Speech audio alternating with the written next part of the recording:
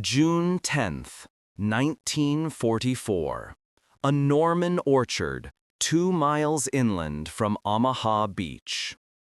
Rain drums on the canvas of the field tent like machine gun fire on a distant ridge.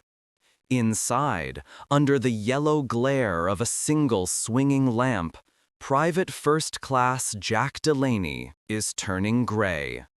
The battle for Normandy is only 4 days old, and the war inside his leg is already weeks ahead of the calendar. A splinter of mortar shell punched into Jack's thigh when his platoon tried to push past a hedgerow at dawn. Now the wound is hot, swollen, a foul-smelling mixture of mud, cloth fibers, and pulverized bone.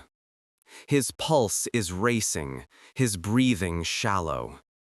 Every few seconds, his body shudders with chills that have nothing to do with the cold French rain. Captain Thomas Avery, U.S. Army Medical Corps, leans close, his hands steady, but jaw clenched. He has seen this before, on the Western Front in 1918, when a wound like this was almost a death sentence. In those days, bullets and shrapnel were only the opening act. Infection, gas gangrene, and sepsis were the real executioners.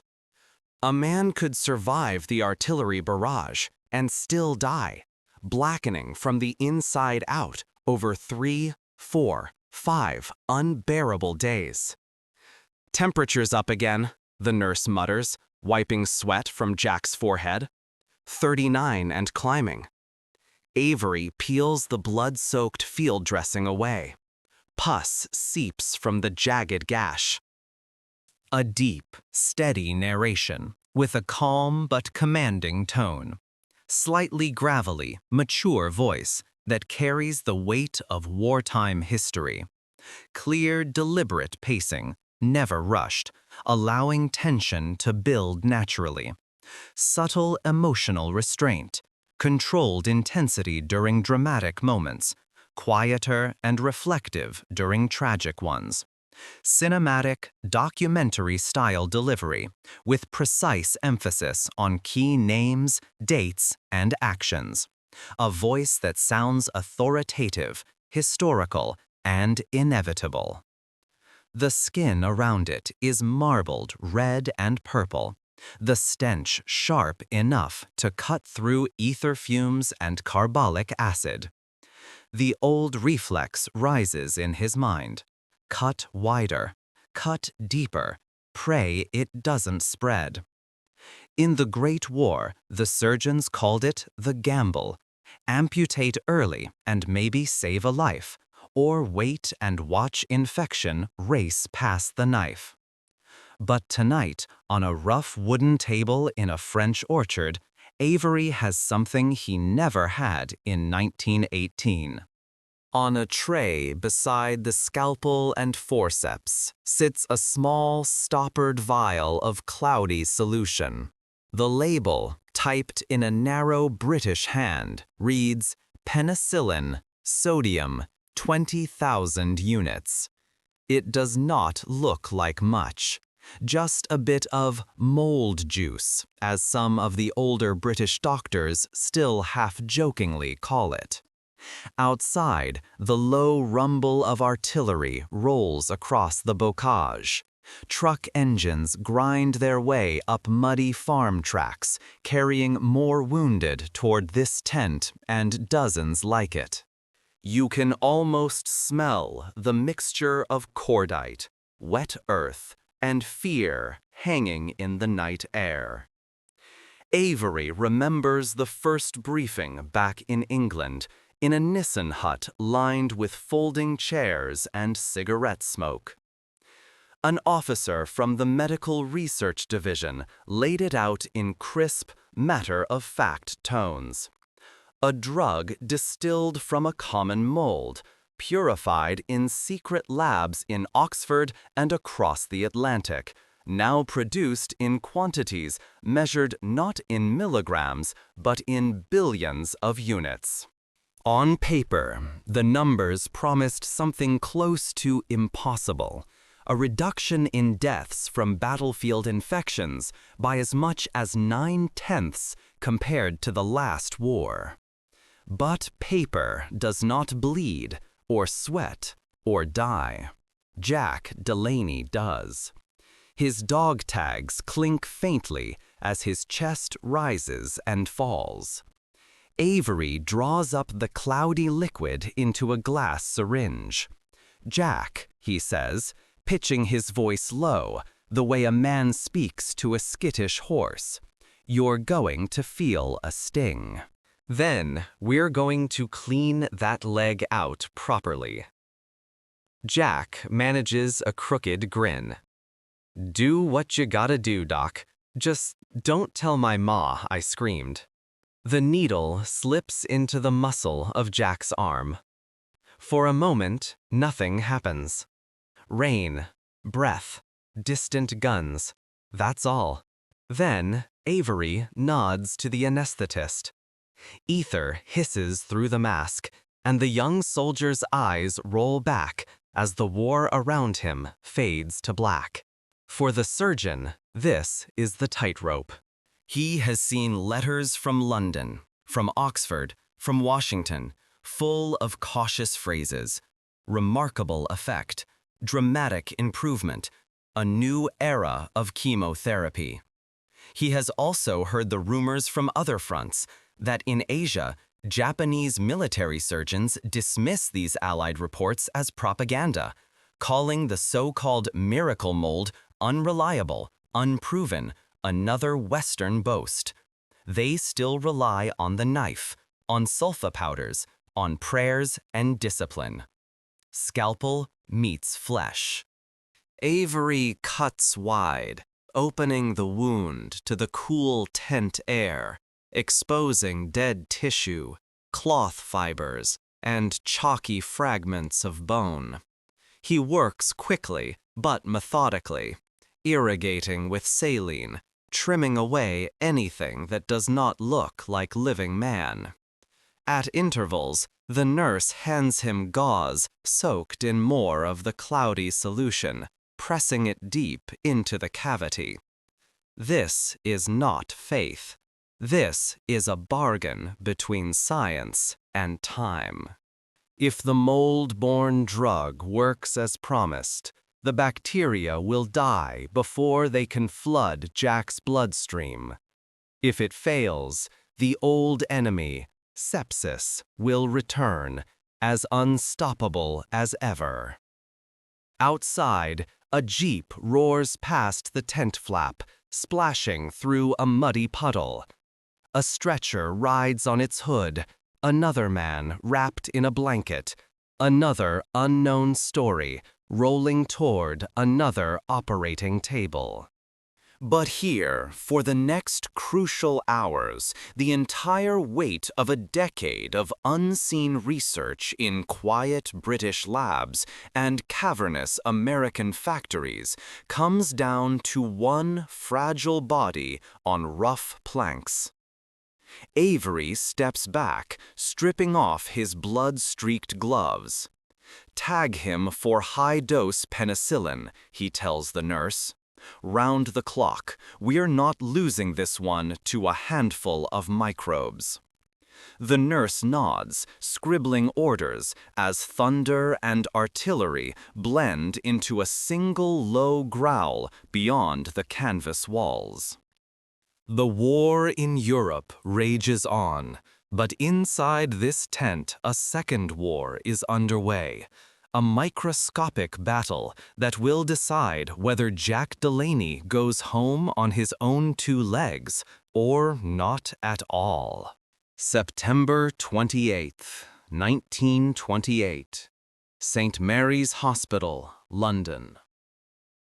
Long before Jack Delaney's leg begins to rot in a French orchard, another man walks into a small, cluttered laboratory and finds history growing where it does not belong. Dr. Alexander Fleming, a Scottish bacteriologist and veteran of the First World War, pushes open the lab door with the absent-minded air of a man halfway through a thought. Dust motes dance in the autumn light.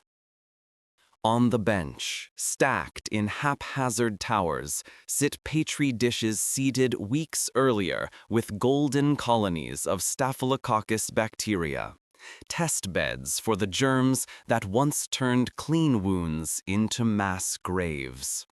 He had gone on holiday and left the dishes out, a bit of untidiness that would have earned a scolding in a stricter lab. Now, as he shuffles through them, one plate makes him pause. In the center, a smear of greenish mold sprawls like a tiny, uninvited invader. Around it, something stranger.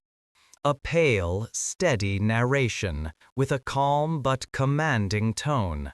Slightly gravelly, mature voice that carries the weight of wartime history. Clear, deliberate pacing, never rushed, allowing tension to build naturally. Subtle emotional restraint, controlled intensity during dramatic moments, quieter and reflective during tragic ones. Cinematic, documentary-style delivery with precise emphasis on key names, dates, and actions. A voice that sounds authoritative, historical, and inevitable. A pale, clear halo where no bacteria grow at all. Everywhere else on the plate, the staphylococci crowd together in thick yellow lawns.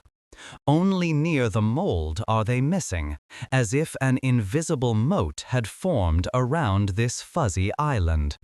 Fleming leans closer, his curiosity stirred. He has seen men rot from the inside, watched battlefield wounds explode with infection despite careful bandaging and antiseptic. The sight of bacteria simply gone is not something he ignores. He murmurs, more to himself than to the empty lab. You're a messy little fellow, aren't you? He scrapes a bit of the mold onto a slide, peers through the microscope, and begins the slow, methodical work of a man who has spent years talking to creatures that cannot be seen with the naked eye. The mold, he identifies, belongs to the genus Penicillium.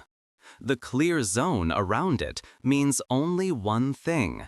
This unassuming fungus is secreting something that kills bacteria at a distance. Fleming is not a dreamer by nature. He is cautious, skeptical, the sort of man who knows that nature rarely gives up miracles without a catch. He begins to experiment, growing the mold in broth, pouring off the liquid, testing that liquid against different bacteria. The results are promising enough that he gives the active substance a name, penicillin. But the road from idea to weapon is long, and in 1928, the world is not ready to walk it. The penicillin he can extract is crude, unstable, and notoriously difficult to concentrate. In London's medical circles, his published observations draw polite interest, a few raised eyebrows. Then the busy world of interwar medicine moves on. The surgeons still rely on the scalpel and Carrel-Dakin solutions. Chemists chase synthetic dyes and early sulfa drugs. In far-off Tokyo and Osaka, Japanese doctors trained in German and French methods follow similar paths, their minds on discipline, technique, and the knife rather than on stray bits of mold. The petri dish goes into a photograph, then onto a shelf. Fleming, always busy, turns his attention elsewhere.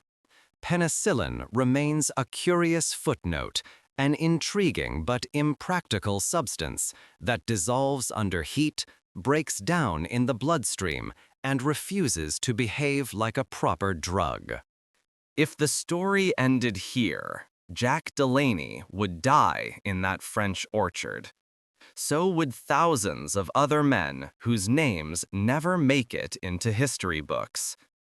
Instead, the baton passes, quietly, almost accidentally, to another team in another city a decade later. You, watching this unfold, know how easy it would have been for the mold secret to vanish into the noise of everyday science. A tidier man might have thrown the contaminated dish away. A busier man might have shrugged and moved on. War, when it comes again in 1939, might have found the world armed with tanks and bombers, but still powerless against a splash of mud in an open wound.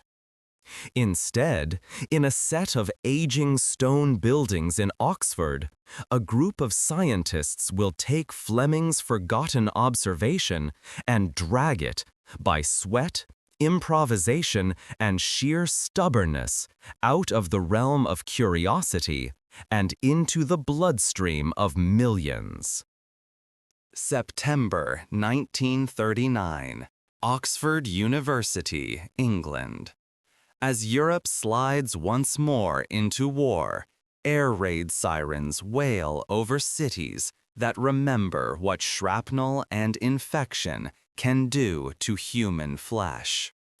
In a modest lab at the Dunn School of Pathology, Professor Howard Florey studies a stack of old papers, including Fleming's nearly forgotten report on a mold that kills bacteria.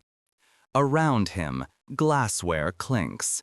Rubber tubing coils across benches like sleeping snakes. He is joined by Ernst, a volatile, brilliant biochemist who sees in Fleming's vague observations a puzzle begging to be solved, and Norman Heatley, a practical, inventive scientist with a knack for turning empty milk churns and enamel-coated pots into research equipment. Chain's enthusiasm is electric. If this penicillin can be purified, he argues, pacing between benches, it could change everything about how we treat infection. Florey, more reserved, nods. The memories of World War I casualties are never far from his mind. He has seen what happens when a promising idea is left on the page instead of dragged, kicking, and screaming into clinical reality.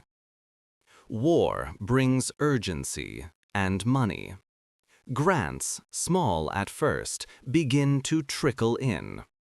The team starts with mice, infecting them deliberately, then injecting tiny volumes of the fragile extract painstakingly distilled from vats of moldy broth. More than once, they stay in the lab until dawn, watching cages, counting breaths. One night, a particularly grim experiment unfolds. 8 mice receive a lethal dose of streptococcus. 4 get penicillin, 4 do not. Chain, exhausted, falls asleep on a bench. When he wakes, the control mice are dead. The treated ones groom themselves calmly, whiskers twitching. It is a small data point, but in the quiet lab, it feels like thunder. For the first time, penicillin has clearly drawn a line between life and death in a living creature. From there, the race becomes one against chemistry, logistics, and time. Penicillin, as they can produce it, is treacherously unstable.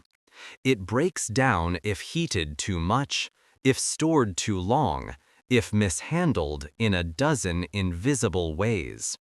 The solution looks like weak broth and behaves like a shy ghost, disappearing when they try to coax it into pure crystals.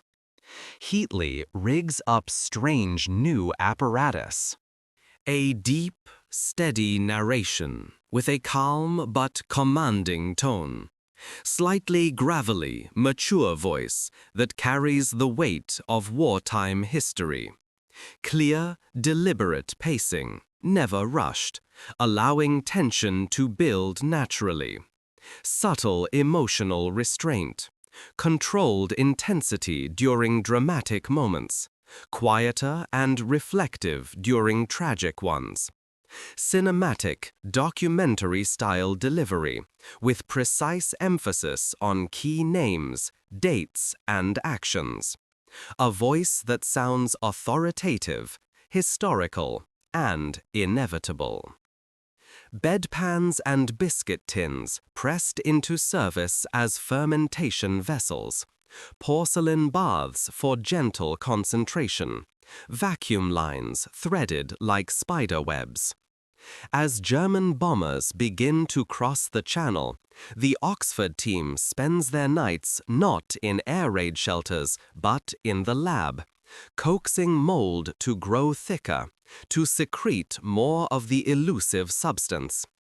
At last, by early 1941, they have enough for a desperate gamble, a human trial. The patient is a London policeman suffering from a horrific systemic infection. Abscesses in his eyes, lungs, and skin. The result of a minor scratch turned septic. Other treatments have failed. He is dying. Florey and Chain stand by as the first measured dose of their hard-won extract trickles into the policeman's vein.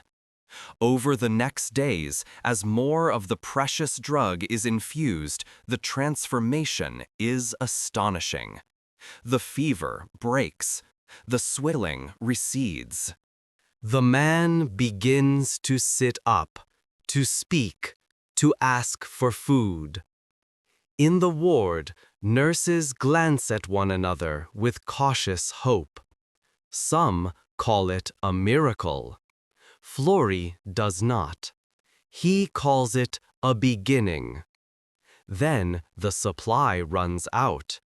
The team has been extracting penicillin from every available batch of mold they can grow, even collecting it from the patient's urine to purify and reuse. But the yields are too low. The policeman, briefly snatched back from the brink, slides into septic shock and dies. For Chain, the loss is a torment. For Florey, it is a brutal lesson. They do not need a new idea. They need scale. Enough penicillin to drown infection, not dab at it. In staff meetings, maps of Europe share wall space with crude flow diagrams of fermentation tanks and extraction columns. Britain's chemical industry is straining under wartime demands. Factories build explosives, synthetic rubber, aviation fuel. There is no spare capacity for an unproven drug that begins as mold on the surface of shallow pans. So Florey makes a decision as strategic in its own quiet way as any general shifting divisions on a map. If Britain cannot make enough, someone else must. In the summer of 1941, with German bombers still menacing British cities and U-boats prowling the Atlantic, he and Heatley board a ship bound for America. In their luggage, sealed in small containers, and, by legend, even in the seams of Florey's coat, are the living spores of their most productive Penicillium strain. They are not just scientists now. They are couriers, carrying bioweapons of a new kind across the ocean. Ammunition for a war fought not only with bullets and bombs, but with molecules. A voice that sounds authoritative, historical, and inevitable. In their luggage, sealed in small containers, and, by legend, even in the seams of Florey's coat, are the living spores of their most productive Penicillium strain. They are not just scientists now, they are couriers, carrying bioweapons of a new kind across the ocean. Ammunition for a war fought not only with bullets and bombs, but with molecules. July 1941, Peoria, Illinois. Far from the blackout curtains of Oxford and the blast craters of London, the air smells of corn, river water, and yeast. Here, in a U.S. Department of Agriculture lab surrounded by fields, Florey's quiet revolution collides with American industrial muscle. The problem is simple to state and fiendishly hard to solve. A deep, steady narration with a calm but commanding tone. Slightly gravelly, mature voice that carries the weight of wartime history. Clear, deliberate pacing, never rushed, allowing tension to build naturally. Subtle emotional restraint. Controlled intensity during dramatic moments, quieter and reflective during tragic ones. Cinematic, documentary-style delivery with precise emphasis on key names, dates, and actions. A voice that sounds authoritative, historical, and inevitable. How do you persuade a finicky mold to produce penicillin not in shallow trays, but in giant tanks, at concentrations high enough to turn a laboratory curiosity into a weapon of mass salvation? American scientists and engineers crowd around Florey's drawings and Heatley's improvised devices. They talk in the language of valves, agitators, aeration rates. Pharmaceutical companies, Pfizer among the most daring, see both a scientific challenge and a patriotic duty. If this drug can truly slash deaths from infected wounds, it could spare the U.S. Army and its allies a repeat of the First World War's hidden slaughter. The first deep tank fermenters are crude, temperamental beasts. Stainless steel cylinders bubble with nutrient broth fortified with corn-steep liquor, a viscous byproduct of Midwestern grain processing that turns out to be perfect mold food. Technicians monitor temperature and pH, knowing that a few degrees drift can kill the fungi or halt penicillin production. Then comes an unexpected twist. A mold lady from the Peoria lab staff brings in a moldy cantaloupe from a local market, its rind veined with a golden fuzz that looks different from the Oxford strain. Tested in the lab, this humble fruit hosts a penicillium variant that produces penicillin at dramatically higher yields. The scientists latch onto it like prospectors striking a rich vein. You can almost hear the quiet roar as the data roll in. Yield curves rising, production charts ticking upward. Batches that once produced milligrams, now spilling grams, then tens of grams of usable drug. Under fluorescent lights, women in lab coats and men in overalls tend rows of fermenters, checking gauges the way anti-aircraft crews check their sights. As America enters the war after Pearl Harbor, the urgency intensifies. Contracts are signed. New plants spring up in Brooklyn and New Jersey, in Midwestern cities, in coastal towns whose names will never appear in combat communiques, but whose pipes and tanks become as vital as any shipyard. Pfizer, betting its future on deep tank fermentation, commits to scaling up beyond anything attempted before. By 1943, billions of units of penicillin flow from these factories each month, bottled and packed under armed guard. Trucks carry them to depots. A deep, steady narration with a calm but commanding tone. Slightly gravelly, mature voice that carries the weight of wartime history.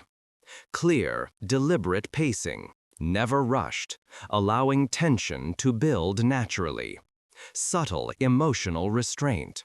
Controlled intensity during dramatic moments, quieter and reflective during tragic ones. Cinematic, documentary-style delivery, with precise emphasis on key names, dates, and actions. A voice that sounds authoritative, historical, and inevitable. Cargo ships thread their way through U-boat-haunted seas to Britain and North Africa. Every vial is another chance to outmaneuver the age-old enemies hiding in dirt and shrapnel. On paper, the transformation in military medicine is staggering.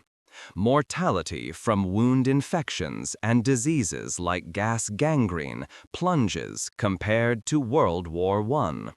Surgeons begin to operate more boldly, attempting limb-saving debridements where once they would have reached for the bone saw. Across Allied planning tables, staff officers quietly factor in a new reality. More wounded soldiers will live to fight again, or at least to go home. Not everyone believes it. Access medical officers hear rumors, a British miracle drug, an American mold weapon. In Tokyo, some Japanese surgeons dismiss the stories as Allied exaggeration. They have sulfonamides, strict surgical discipline, and a stoic culture of endurance. The idea that a spoiled fruit in an enemy lab could change the arithmetic of war offends both their training and their pride. But numbers do not care whether they are believed. Vials of penicillin fill supply crates marked for North Africa, Sicily, and the long slog up the Italian peninsula. They ride aboard Liberty ships, stacked beside ammunition boxes and K-rations, guarded as carefully as machine guns. In February 1944, as Allied armies grind their way through the mountains south of Rome, muddy field hospitals begin to notice the difference. Men who would once have succumbed to infected shell fragments in their bellies or chests now pull through. Cases of gas gangrene, once a surgeon's nightmare, become survivable when high doses of penicillin flood the tissues before the toxins can destroy muscle and nerve. A voice that sounds authoritative, historical, and inevitable. Deep, steady narration with a calm but commanding tone. Slightly gravelly, mature voice that carries the weight of wartime history. Clear, deliberate pacing, never rushed, allowing tension to build naturally. Subtle emotional restraint, controlled intensity during dramatic moments, quieter and reflective during tragic ones. Cinematic, documentary-style delivery with precise emphasis on key names, dates, and actions.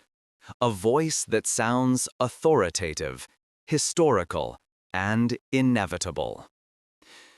Deep in those Italian valleys, under canvas and in requisitioned schoolhouses, the era of the miracle mold truly begins, not as a rumor, but as a daily, practical fact, measured in lives that stubbornly refuse to ebb away.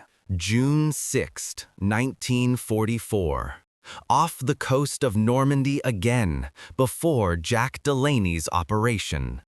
As dawn breaks over steel-gray water, LCVP Higgins boats buck in the swell, their wooden hulls stuffed with men and gear. Inside a nearby transport ship, in a cramped compartment below decks, crates are stacked from floor to ceiling, each full of small brown vials cushioned in straw. A medical supply officer runs a hand over the stenciled markings. Penicillin for injection. From here, they will follow the invasion inland, bouncing in jeeps, rattling in ambulance trucks, arriving at clearing stations and field hospitals, just hours ahead of the worst casualties. By the summer of 1944, there is enough of the drug for every Allied wounded man at Normandy to receive treatment if needed, an unimaginable luxury compared to even 2 years before. The effect is quiet but profound. Men like Jack, with legs torn open by mortar fragments, no longer march inexorably toward amputation or death. Instead, their fevers break, their wounds granulate cleanly, their chances of walking out of the hospital skyrocket.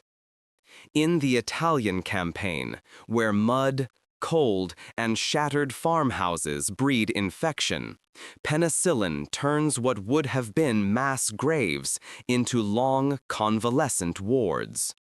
After the brutal fighting at Monte Cassino and along the Gustav and Gothic lines, casualty reports show a striking pattern. Far fewer men dying from sepsis, far more returning to duty or to hospital ships bound for safer shores. Across the world, on Pacific islands ringed by coral and mangrove, U.S. Marines and Army infantry clash with Japanese defenders who have dug themselves into caves and bunkers. Here, too, the invisible war rages. A deep, steady narration with a calm but commanding tone. Slightly gravelly, mature voice that carries the weight of wartime history. Clear, deliberate pacing, never rushed, allowing tension to build naturally. Subtle emotional restraint, controlled intensity during dramatic moments, quieter and reflective during tragic ones.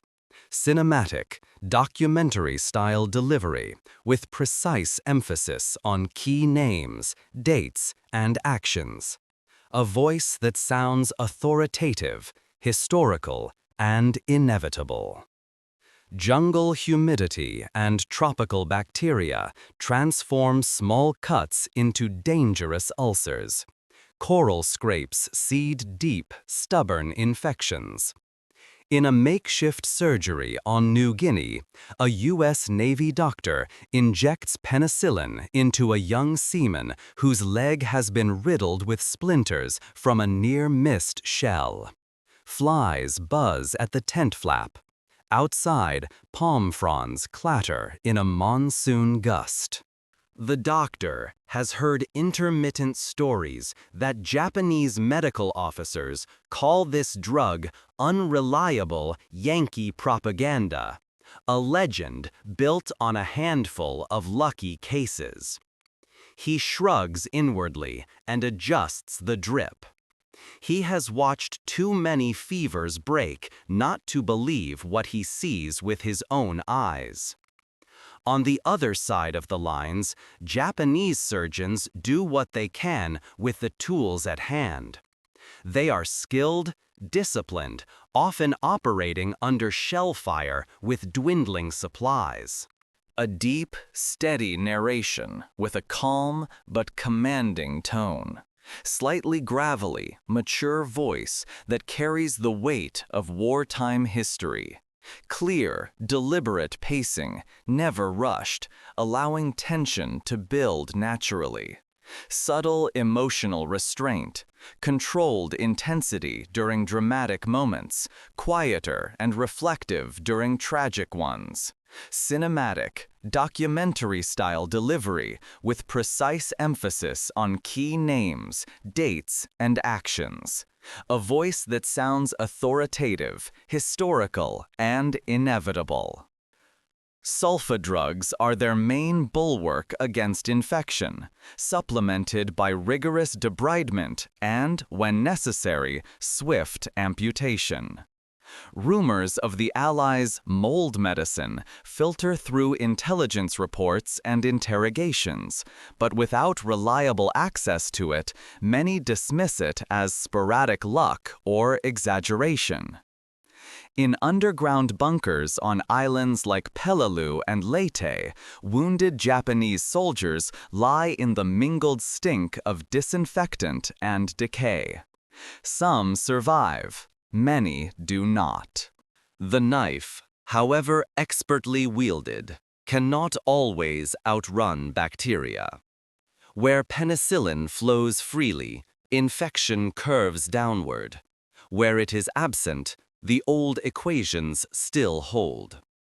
By war's end, statisticians and medical officers begin to grasp the scale of what has happened. Compared to the Great War, deaths from bacterial infections among Allied forces have collapsed. Infections that once killed 9 men in 10 now claim only 1, sometimes fewer.